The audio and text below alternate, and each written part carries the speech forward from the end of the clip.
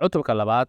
qorshaynta iyo isku dubaridka qorshaynta wanaagsan ka hor iyo inta lagu jiro musiibada waa qayb muhiim ah oo ka mid ah jawaab celin kasta oo waxtar leh maamulka sare ee xaaladaha degdega ah waa inay xilli hore bilaabaan qorshaynta oo ay si wada jir ah ula diyaariyaan kooxaha sida booliska dowladda waaxda mutadawiciinta wakiilada diinta iyo dhammaan hay-adaha kale ee ay khusayso iyo ururada isku dubarid goor hore ah ayaa kaa caawin kara qiimaynta doorka xaddiga iyo baaxadda jawaabta loo baahan yahay iyo sidoo kale in la aqoonsado tashiilaadka loo baahan yahay oo ay ku jiraan qalabka badbaadada gaadiidka iyo kaydinta degso qorshe howleed lagu maaraynayo meydka ama kuwa la la'yahay la xiriir qoysaska iyo bulshooyinka oo hubi in tallaabooyin dhaqanka ku habboon la raacay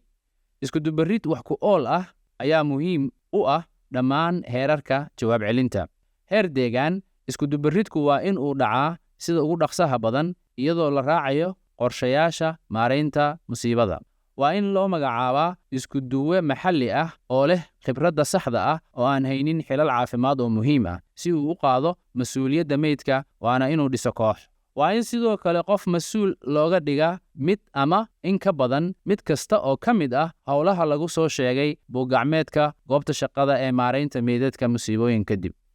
marka ay tahay heer gobol ama heer qaran waa in hay-ad ku habboon ay dhisto kooxda iskuduwidda oo leh la taliyayaal gaar ah oo bixiya taageero dhanka saadka farsamada arrimaha sharciga isgaarsiinta iyo isku xirka howlaha diblomaasiyadeed iyo ururada caalamiga ah marka si cad loo fahmo waxa ay tahay in la sameeyo iyo waxyaabaha mamnuuca ah ee qorshaynta iyo iskudubaridka si ixtiraam leh ayaad meydka u soo heli kartaa adiga oo si sharaf leh u maaraynaya meydka sidoo kalena fududaynaya dib u mudoobidda